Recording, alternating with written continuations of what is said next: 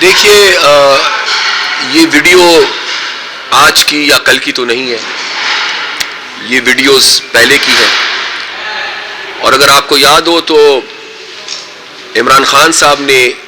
جب M P S کے خلاف کارروائی کی تھی تو اس وقت انہوں نے یہ اعلان کیا تھا کہ اگر کسی ایم پی اے کو یہ شک ہو اور اس کا یہ خیال ہو کہ اس کے خلاف کارروائی بے بنیاد کی گئی ہے تو بے شک وہ رجوع کر لے، چونکہ ہمارے پاس ویڈیوز اور ثبوت موجود ہے۔ تو اس کا مطلب یہ کہ یہ ثبوت اور یہ ویڈیوز پہلے سے ان کے پاس موجود تھی۔ اب اس کی ٹائمنگ کو آپ دیکھ لیں کہ پارلیمنٹ کے اندر انہوں نے بلڈوز کرنے کی کوشش کی، وہ کامیاب نہیں ہوئے، اس کے بعد وہ سپریم کورٹ گئے،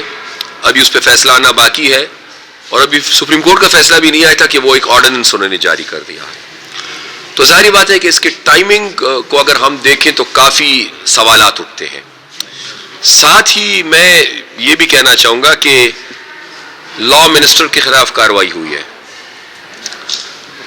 اب آیا ان کو پہلے یہ پتہ نہیں تھا؟ ان کے پاس تو ویڈیوز تھی، جب ان کو پی ٹی آئی میں شامل کر رہے تھے اس وقت بھی ان کو پتا تھا کہ یہ انہوں نے پیسے لیے ہیں، پھر اس کے بعد جب ان کو وزارت دے رہے تھے تو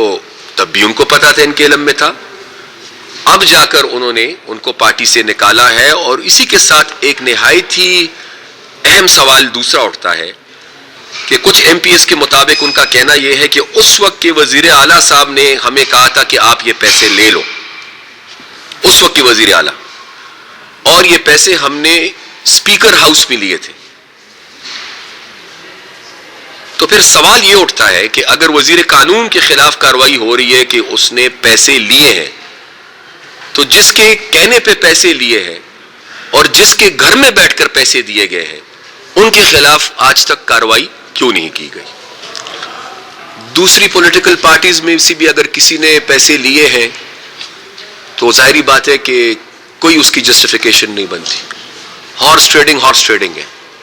ضمیر فروشی ہے، وہ چاہے کسی بھی سیاسی پارٹی کا کارکن کرے، ضمیر فروشی کی ہم مذمت نہیں کرتے، اس پہ لعنت بھیجتے ہیں۔ کم از کم ہم نے تو جب بھی ہمیں اس طرح کے حالات کا سامنا کرنا پڑا ہے، 90s میں ہم نے اپنے ایم پی ایس کو نکالا، 2003 میں ہم نے اپنے ایم پی ایس کو نکالا، اور سینٹ چیئرمین کے ووٹ میں جب کافی بڑی تعداد میں، ووٹ میں نہیں، ووٹ آف نو کانفیڈنس میں جب فلور کراسنگ کی گئی، ہارس ٹریڈنگ کی گئی، وہ ناکام رہے ہم اس میں، تو صرف واحد اے این پی نے اپنے ایک واحد سینیٹر کو پارٹی سے نکالا اور کسی نے نہیں نکالا۔ لیکن میں پی ٹی آئی کی اس لیے بات کر رہا ہوں کہ میں نے یا مسلم لیگ نے یا پیپلز پارٹی نے تو مدینہ کی ریاست کی دعوے داری نہیں کی۔ جو مدینہ کی ریاست کی دعوے داری ہے جن کی، کم از کم ان کو تو خیال رکھنا چاہیے۔ جب مجھ سے سوال کیا جاتا تھا پرویز خٹک صاحب کے بارے میں تو میں اس کا جواب دیتا تھا۔ محمود خان صاحب کو اللہ نے وزیر اعلیٰ بنا دیا ہے، اور وزیر اعلیٰ کی حیثیت سے قابل احترام ہے میرے لیے وہ، لیکن میں ان پہ کمنٹس کرنا مناسب نہیں سمجھتا۔ یہ کمنٹس اگر میرے پارٹی کی کوئی اور عہدیدار کر لے تو میرے خیال سے مناسب ہوگا۔ شکریہ۔ عزیز صاحب، ظاہرہ خبردار ہے شاید خاکان عباسی صاحب چې کم دی نو زمونږ د کور سره ډېر زوړ تعلق او رشته ده، او دوه درې ځله هغې د دې خواهش اظهار کړی چې هغې مردان ته راتلل غواړي، خو داسې څه موقع نه جوړېدله۔ پرون هغې بیا رابطه وکړه او بیا موږ سره پروګرام جوړ کړو، هغې نن تشریف راوړی، او ظاهره خبره دا ده چې هغه هم یو سیاسي جماعت سره تعلق ساتي او یو سیاسي سړی دی، او زه هم د یو سیاسي جماعت سره تعلق ساتم، یو سیاسي سړی ما، نو ظاهره خبره دا ده چې مونږه کومه ناسته کړي نو په هغې کې به د ذاتي گفتگو نه علاوه سیاسي گفتگو هم شوي۔ مونږه په نن خپله ناسته کې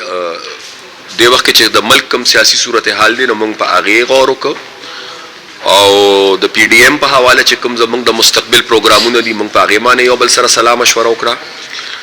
بیا د راروان سینټ الیکشن په حواله چې کومې فیصلې پی ډي ایم د مخکې نه کړي دي نو په هغه حواله مونږه سلا مشوره وکړه، او بیا دا هم مونږ خپل منځ کې طے کړه چې ان شاء الله په دویمه مرحله کې خاص کر د سینټ الیکشن په حواله باندې با بیا په دویمه مرحله کې ان شاء الله نه صرف دا چې زو خاکانه باسي یو بلکې بیا به مونږ د پیپلز پارټي او د جمعیت چې کوم ذمہوار مشران دي نو هغه به ممکنو او په شریکه به ان شاء الله یو بل نشست کو کله چې په مرکزی سطح باندې مونږ یو نتیجه ته ورسو او یو ارینجمنت یو فارموله ته کو نو بیا به هغه فارموله مونږ خپل پارلیماني پارټو ته حواله کو او بیا به د هغې د کامیابۍ دپاره هغې خپل ستړی او کوشش شروع کړي